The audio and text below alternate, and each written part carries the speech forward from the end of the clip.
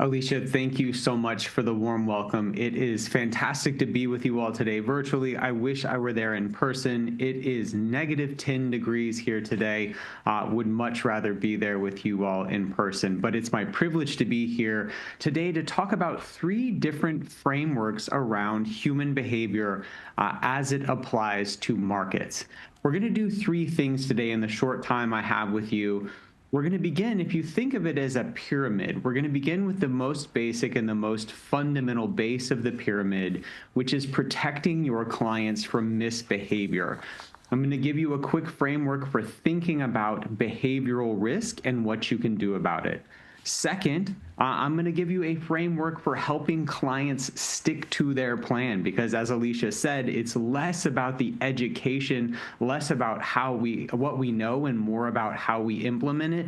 And then finally, we're going to get to that meaning piece that she talked about, helping clients achieve their wildest dreams, helping them live lives of meaning and purpose and significance. So let's start at the base of that pyramid. Let's talk about behavioral risk, because before we can think about the meaning of life, before we can even be great investors, we have to be not bad investors. And I think that Charlie Munger said it best when he said, it's remarkable how much long-term advantage people like us have gotten by trying to be consistently not stupid instead of trying to be very intelligent.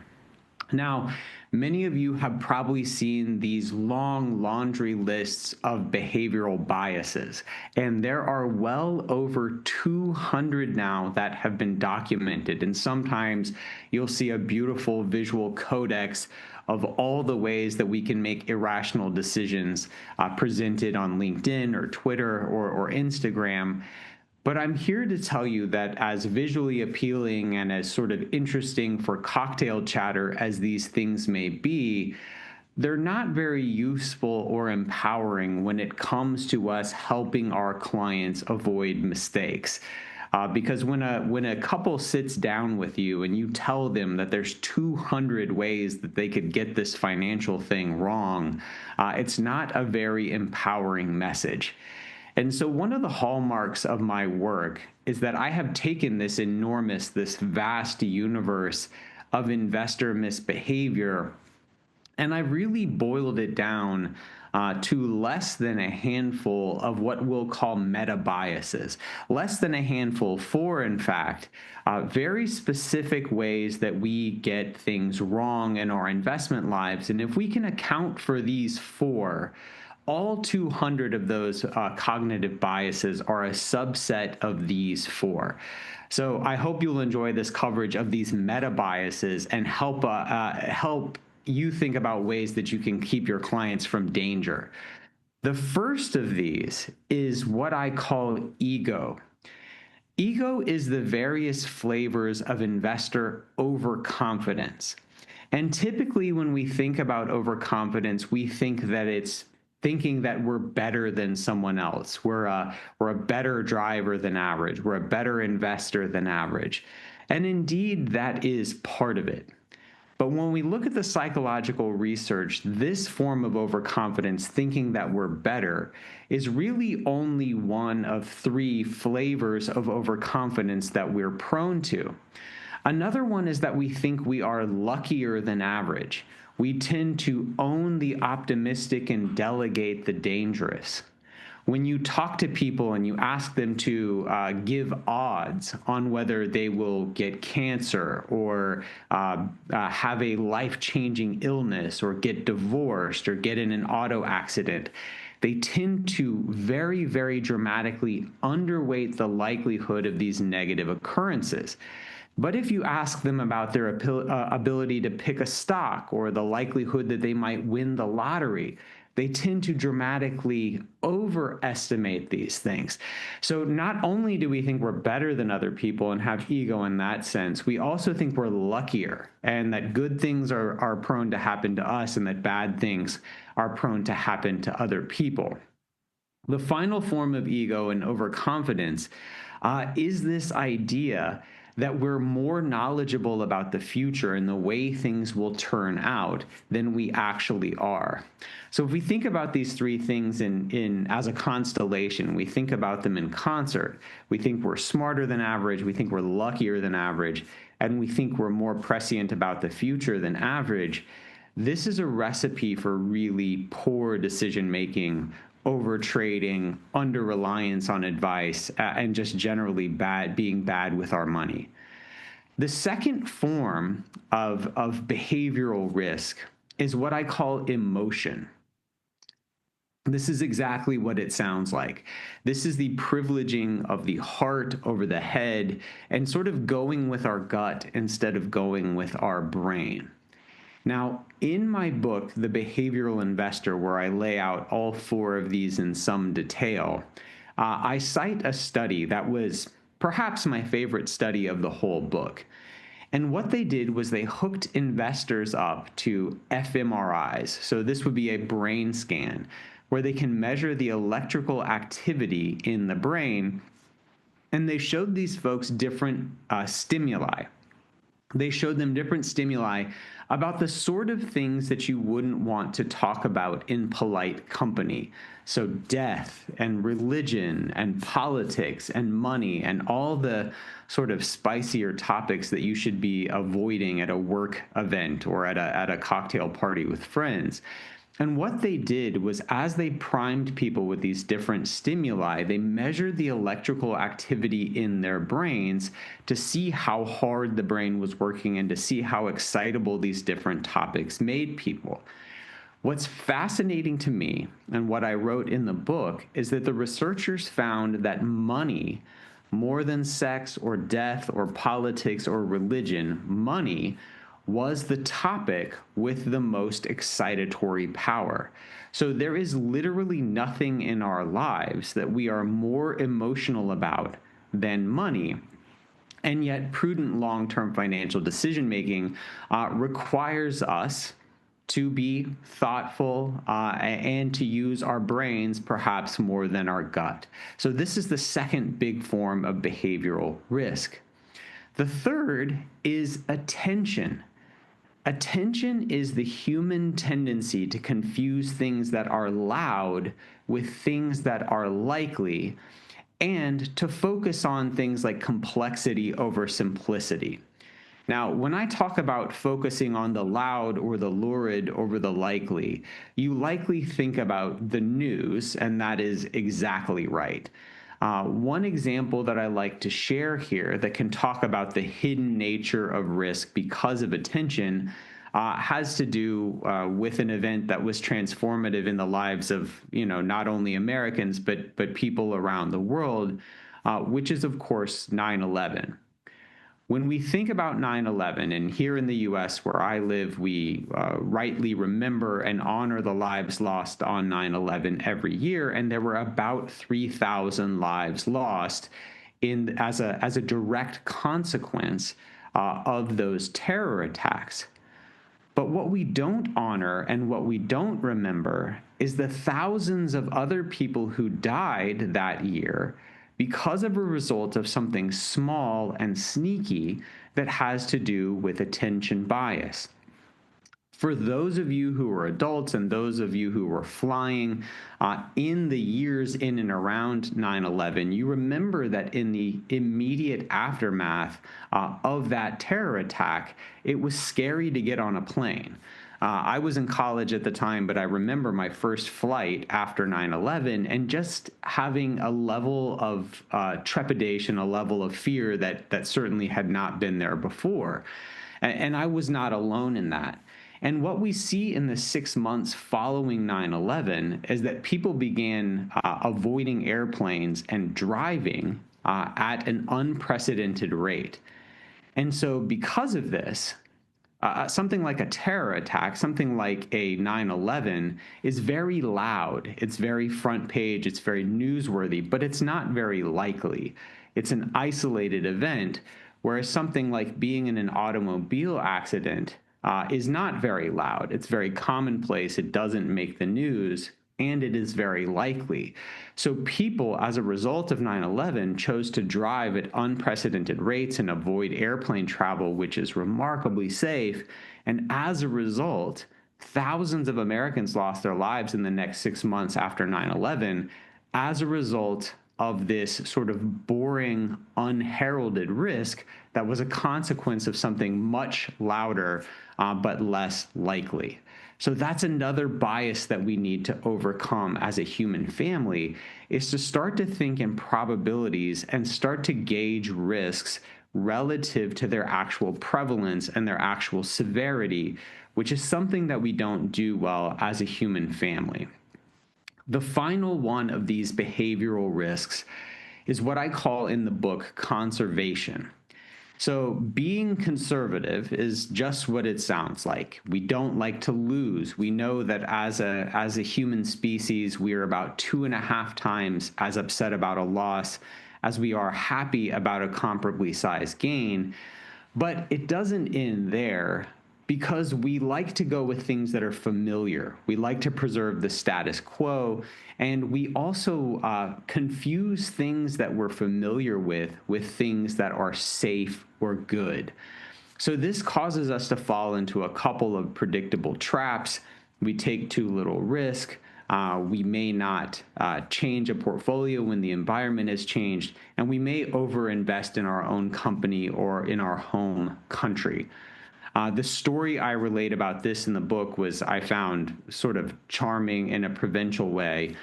It was a story of this very ugly German town. I think mostly when we think about a little European village, we think about something quaint and beautiful up against the mountains. But this German town was quite ugly and had developed in a haphazard way. But it was sitting on valuable lignite reserves, which were valuable to the German government and needed for the war effort. And so the German government came to them and said, look, we have a good news, bad news situation. The bad news is we're going to raze your town. We're going to tear your whole town down. The good news is we're going to rebuild it a couple of kilometers this way. And you have effectively unlimited funds to build it to your specifications. And what the townspeople did is fascinating and so indicative of human nature. They had the German government rebuild their ugly little town brick by brick 5 kilometers in the other direction. They could have been anything, and given the chance to do anything, they just wanted what they had before. So these are the big four behavioral risks that account for 200 plus subvariants of these.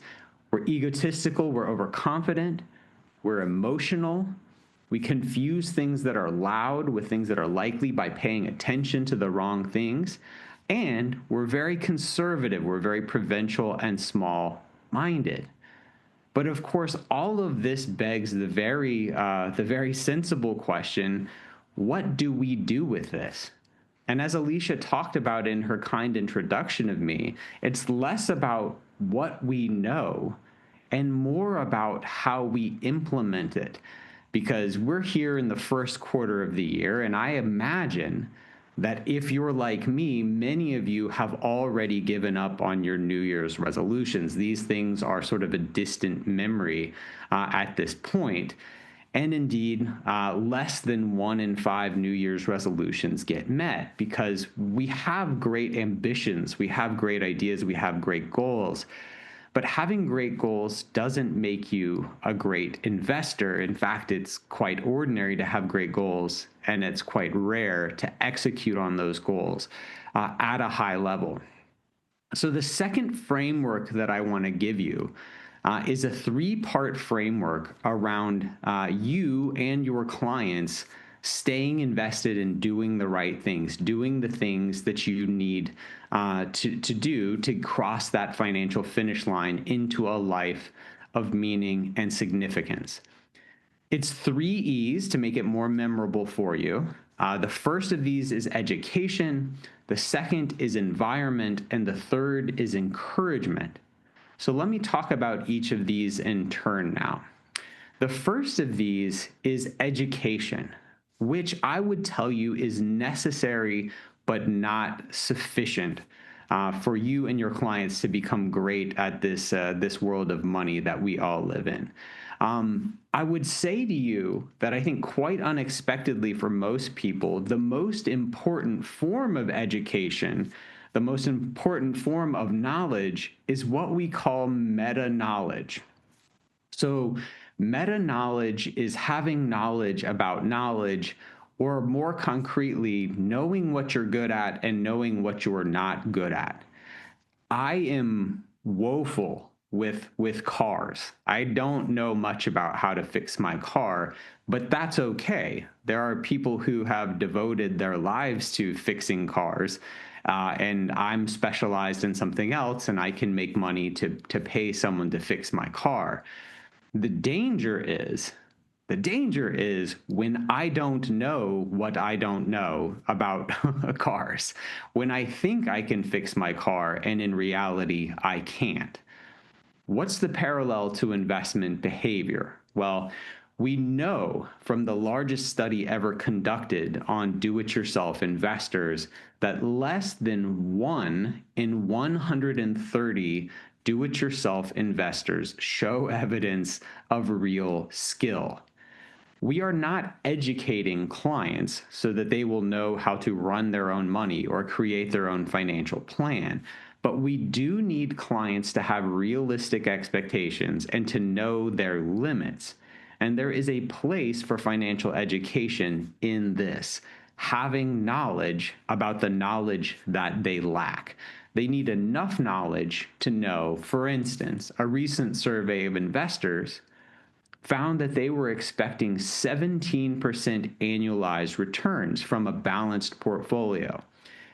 If your investors think that 17% annualized is a realistic expectation for a blended, diversified portfolio, they're going to be very upset when they inevitably don't get that and react accordingly. The final thing that I'll say about this, about why education is necessary and not sufficient, is one of my favorite factoids, which is that doctors and nurses actually smoke cigarettes at a higher rate than the general population. Doctors, it's very slightly higher than the population. Nurses are nearly double the population incidence of smoking cigarettes. And so if you talk to a nurse and you ask that nurse, hey, should you be doing this? Should you be smoking cigarettes?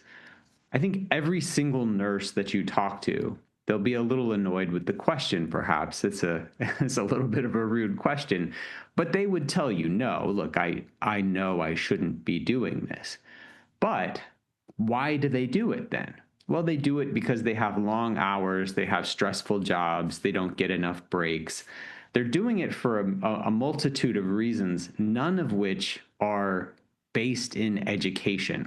You can know that something is wrong and still be compelled to do it fairly easily. I think most of us know how to diet and exercise, but it's still hard to do. So education is this base layer. It's necessary, but it's not sufficient. So what's the next up this hierarchy of behavior change? Once we have this sort of veneer of education, next we're going to talk about environment. And I absolutely love what James Clear has to say about environment. If you haven't read his book, Atomic Habits, I would commend it to you. It's a great read and one that I find myself revisiting from time to time. But Clear says we don't rise to the level of our goals. We fall to the level of our systems. So we all want the right things when it comes to money. We want to be long-term. We want to be thoughtful. We want to be patient. We want to be steady compounders of our wealth. That's our shared goal. But that is executed on at varying degrees of success because of our systems. When it comes to systems with respect to our finances, there's really two things that I think are most salient. One is our media diet. If you want to be a thoughtful, long-term, patient investor, and yet every day you are filling your mind with chaos and bad news and doom and gloom, which of course the mainstream media purveys because it sells, you're going to have a hard time. So, in the same way that you can't outrun a bad diet when it comes to your nutrition, you can't out-invest a bad media diet. There's not enough desire for you to be rational and long-term and prudent in your thinking for you to outrun the damage that is done by putting these wrong-headed, negative, scary inputs into your brain every day. So media diet is extremely consequential. The next thing that I would say is that your portfolio, the portfolio you have your clients in, is a huge part of their environment. And I think that finance for many years thought about portfolios in what I will call a spreadsheet optimal way. Spreadsheet optimal being what's the place along the mean variance frontier where we can maximize risk adjusted returns. And that makes sense if human beings were completely rational and completely prudent and always acted in their own best interest. But we know that they don't, which is why we all have a job. And so I would beg you to think in terms of anxiety adjusted returns. Anxiety adjusted returns being the best returns that that person can get when adjusted for their level of emotional stability or their sort of behavioral inputs. This realizes that people don't operate in a vacuum and says, look, the best portfolio may for this individual may not be the mathematical optimal, but it may be something slightly different because this is the behavioral optimal. I'll close this conversation on environment with what I find to just be a fantastic story about the power of environment. And I got this from Rory Sutherland, the British marketing executive who has a real penchant for thinking in behavioral terms and is a very behaviorally sophisticated marketer. He tells the story of a public health initiative in India where over 1 million children, India, of course, being a huge country and vastly populated, and so India has over 1 million deaths per year of children that are accountable to poor hand washing practices. If we could get these kids to wash their hands more thoroughly, we would prevent the spread of these diseases that are eventually killing a staggering number of people. And so the early intervention efforts, I think, were consistent with what many of us would do. The early intervention efforts were all around education, teaching these kids the importance of washing their hands.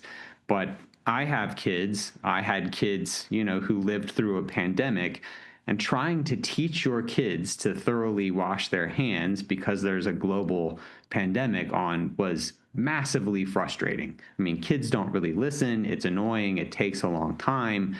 And the education efforts were weak, like I think they are with most children, and let's be honest, even most adults. But so what they did instead was they changed the environment. Rather than trying to scare them straight or educate them into doing the right thing, they changed the environment. And they created clear soap with toys inside, like a little Hello Kitty eraser. Clear soap with toys inside so that they could see the reward, and the more that they engaged in the desired behavior, the closer they got to the reward. This meaningfully moved the needle and saved lives. We don't always want to educate when changing the environment is easier.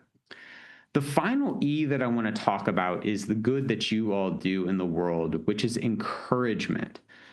I talked before about diet and exercise, and I'll tell you that over the last 2 years, I have lost and kept off 60 pounds without medication, just the good old fashioned way, eating less and moving more.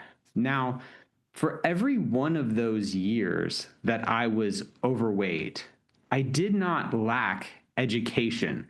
I did not lack an understanding that when I ate a cinnamon roll, that it was not as good for me as when I ate some yogurt and blueberries. I wasn't misguided in that. I understood how people gained and lost weight, but it was still hard for me to do.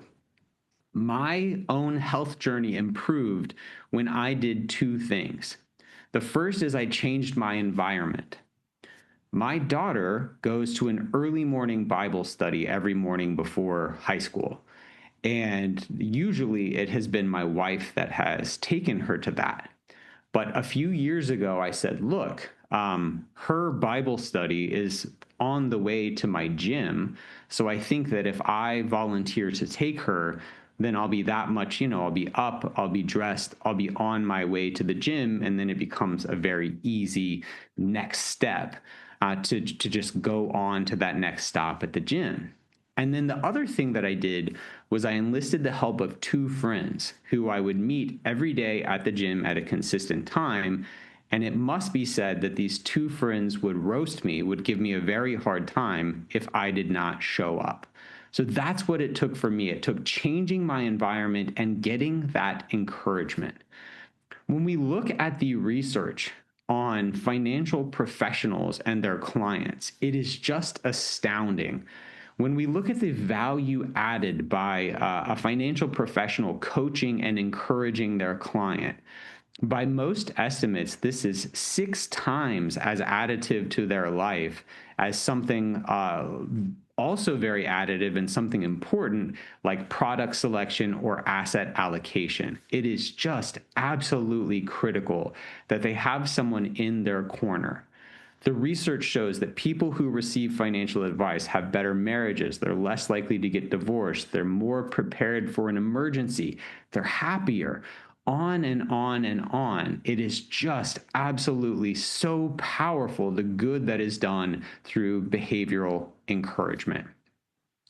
So as I close up this section and move to my final section, I want to just share a blurb from a McKinsey, the consulting firm McKinsey white paper, where they talk about the state of wealth management in 2030. And they say in the next 10 years, advisors will gradually shed their role as investment managers and become more like integrated life and wealth coaches. If you go back to our pyramid, we started by keeping investors from becoming their own worst enemies. That was one mental framework. Next, we moved on to the 3 E's to help them stick with their plans and stick with their goals. And if they do those things, if they avoid those behavioral pitfalls, if they work in a way consistent with those 3 E's, they're going to do well. They're going to make money. But it must be said that we as a human species have not always done a great job of turning money into meaning. And once we've made this money, it's still critical that we spend, save, and invest it in a way that's going to bring us enduring happiness. Because the research shows that we have never, as a world, been better off than we are today, and yet we're sort of unhappy. We are more disconnected, more anxious, more stressed than we've ever been, even at a time of unprecedented material wealth. So I'm going to introduce to you one final framework for you to help clients think about spending, saving, and investing their money in ways that make life meaningful and that bring about a true spirit of enough, a true spirit of contentedness. So this model comes from Martin Seligman. It's called the PERMA model. And each of the letters in PERMA stands for one of the 5 things that the research shows us is conducive to a life of purpose. And I want you to think, as I talk about all 5 of these, I want you to think about how well or how poorly money meets these needs. The first of these needs, the P in PERMA, is for positive experiences. This is having fun and leisure, right? This is going to the beach, eating an ice cream cone, watching a rugby match, going to a sporting event, going to a movie, driving in a fast car. How well does money meet the need for fun and leisure? Extremely well. Money can help us have a whole lot of fun. And because it's so obvious, I think that we equate well-being or happiness with fun and leisure, a lot of people stop here. But there's a lot more to happiness because the E in PERMA is for engagement. This is deep, meaningful work. Work is a part of happiness. So fun and leisure isn't the whole ballgame. We also need engagement, deep, meaningful work. The R in PERMA is the one that is the most predictive of human flourishing, and this is relationships. We need to give love. We need to receive love. We need to have a tribe of people who care about us and for whom we care. And if you do this right, all the other stuff is secondary. So relationships are the third and most foundational piece of flourishing. The M is for meaning. This is working for something higher than yourself, being part of a team, a community. This is spirituality, religion, philanthropy, giving back, building a legacy, but being a part of something that is bigger than self-interest is absolutely critical to human well-being. And the final one is A for advancement. We are an achievement oriented animal. We want to be better today than we were yesterday, and we want to always be growing. Now, I've sort of blitzed through those 5 things. This is the secret to a happy life, and I covered it in like 3 minutes, so I hope you were taking notes. But if you think about these things, we know that money doesn't do all of them well. Money can't buy you meaning. Money can't buy you love, as the Beatles taught us. But work does a really good job of meeting a lot of these needs. Work provides us with a team and opportunities for advancement and relationships. And men in particular tend to have weak social relationships outside of work. So as I wrote about in my newest book, The Soul of Wealth, recent retirees are some of the most depressed and anxious people on the planet, which is a really sad commentary because people who have spent so much time and so much effort getting it right and making sure that they are financially secure haven't always planned for this 5-part framework. They've thought about how to have that fun and leisure. They've thought about how to afford a vacation, but they haven't always thought about love or meaning or growth. And so I think we as an industry have a really critical role to play in helping people spend their money and invest their money in ways that are more consistent with thriving broadly. So as I wrap it up and kick it back for a little question and answer here, let me just close by saying this. The work that you all do is absolutely critical. This is a helping profession. This is a profession that does real good in people's lives, but our ability as an industry to do good has a ceiling on it, and the ceiling to that good is our understanding and our appreciation of human behavior. So I just want to leave you with that the things that you're learning about today and applying these things hopefully in your work, this is going to set the ceiling for your efficacy in the really critical work that you do, because this is ultimately a helping profession and a very human profession.